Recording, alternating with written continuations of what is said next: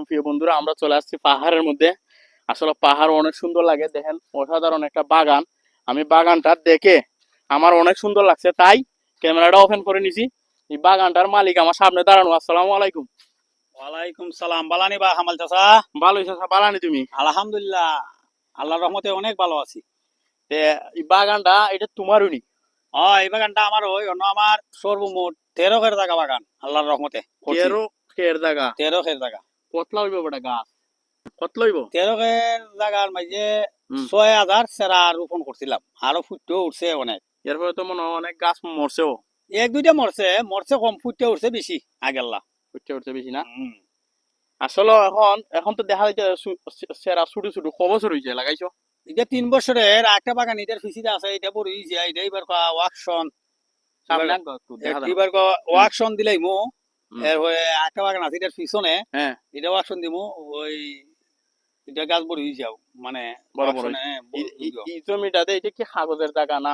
এটা আসানহুর মৌজার পূর্ব সীমান্ত রে। এটা হ্যাঁ। কাগজের জায়গা, বাট এটা 100 এই কত খের জায়গা জানি। এটা এক দাগে ওই এটা গোয়াসুর বড় বাড়ি ও। জায়গাটা।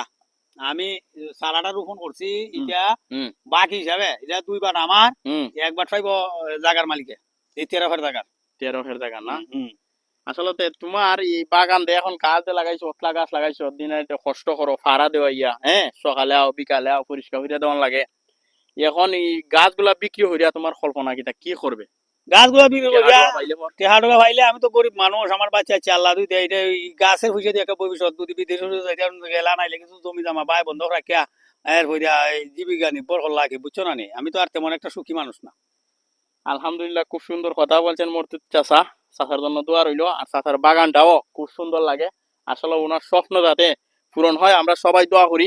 এদিকে একটু দেখাই, দেখেন এদিকেও অনেক গাছ। আমি দেখাইতেছি, এদিকে আরো বেশি গাছ। আসলে ওখানে কয়েকটা টিলা মিলিয়া উনার আওতাবদ্ধ। উনি কিন্তু এইসব জায়গার মধ্যে শ্রম দেন। এখন বর্তমানে হাটলা হয়েছে, তো কিছুদিন পর উনি হাটলা হাঁটিয়ে দিবেন। আসলে হাটলা হাঁটতেও অনেক খামলা লাগে। তো আমরা এদিকে দেখাইবার চেষ্টা করতেছি। এদিকটা দেখেন, আসলে এই জায়গাটা অনেক দিন পইরা রয়েছিল। আমরা গরু বাছুর চড়াইছি, কিন্তু এখন দেখেন কি সুন্দর গাছ হইছে। একটু সামনে আসো, এদিকে দেখাই। দেখেন একটা গাছ কি সুন্দর হইছে, একটা দেখেন, এই দেখেন আরো সুন্দর।